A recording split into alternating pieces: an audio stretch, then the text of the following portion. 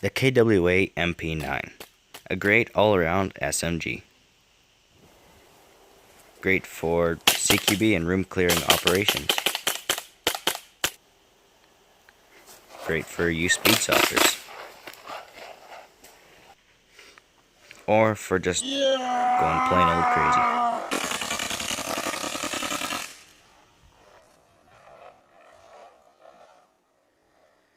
Hey, what's going on, guys? Hello and welcome back to Little Renegade. So if you haven't noticed already, we are going to be taking a look at the KWA mp9 GBBR, which stands for Gas Blowback Rifle.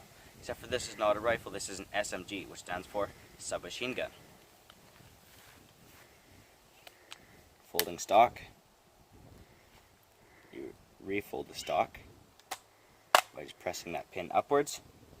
One sling point here. It is semi-automatic and full auto.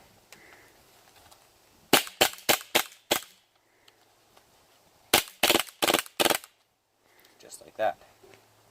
Last round bolt hold open. It has the mag release here on the left side.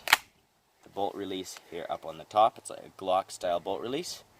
It has Picatinny rails on three sides, the top, the bottom, and the right side. This little thing here is what holds the stock in place when it is folded. You don't have to do anything to release it, you just pull on it, but it's not going anywhere if you don't. It comes with built-in iron sights here and an aperture here at the rear.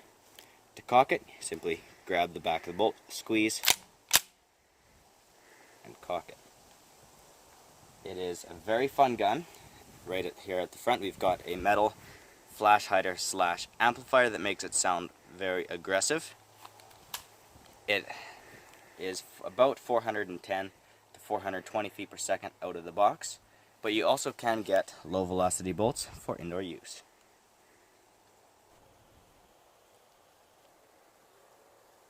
The upper and lower receiver is made of polymer. However, all the internals are made of either aluminum or steel. There are a few small parts on the inside which are made of polymer, but they're very insignificant.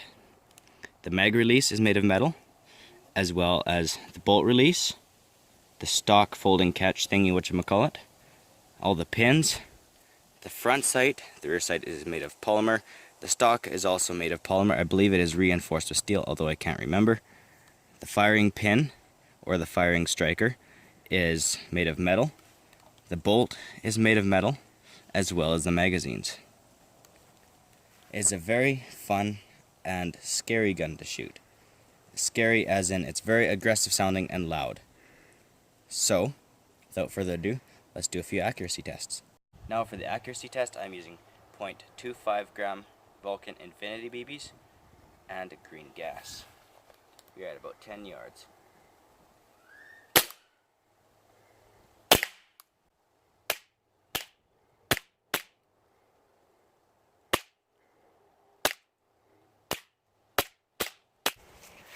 Now at the end I did pull several, as you can see, but overall the grouping is fairly tight. We have 3 right there, or is that 4? Well, that's 3, I can cover that with my finger. And then we got one that I pulled here, here, and that one, and then a couple in the middle. So definitely some of those were on me, but overall it's actually a very consistent and accurate gun. Alright, so now we're going to see how well I can hold this thing on target in full auto. This thing does have a bit of recoil, as you can see, or not, but it definitely has a little bit of recoil, which makes holding it on target in full auto slightly more difficult.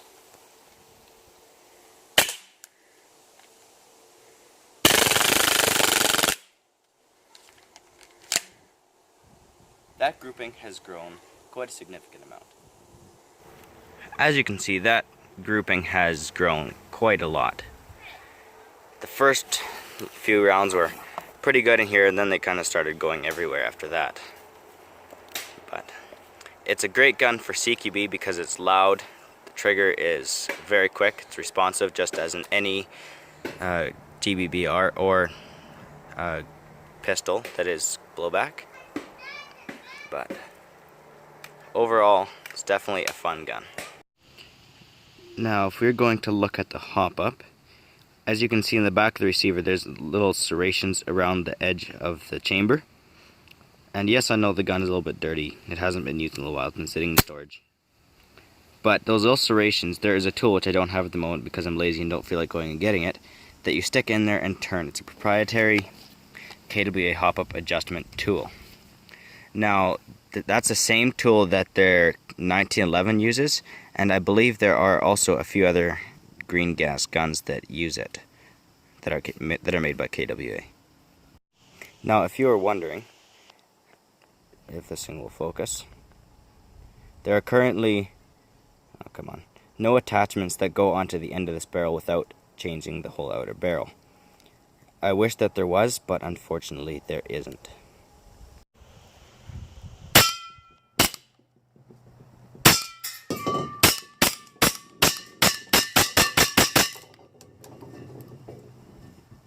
Bye.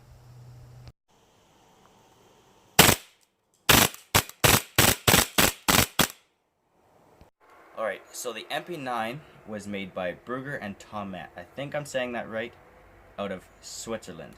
The design was bought from Steyr in 2001, and then they started manufacturing it. Not Steyr, but the Brugger and Tomet company.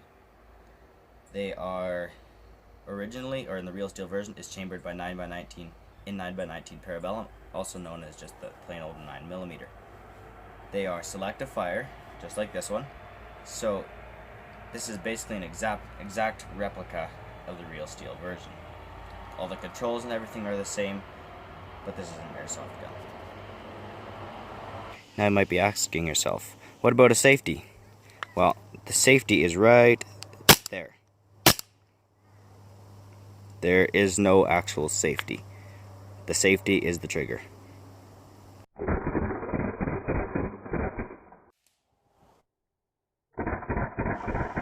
Alright guys, so that's pretty much it for this video. I do hope you enjoyed, and I hope it was helpful. I definitely would recommend picking one of these guns up. They are definitely quite a lot of fun. Now, if this video did help you and you did enjoy it, please make sure to leave a like and a sub.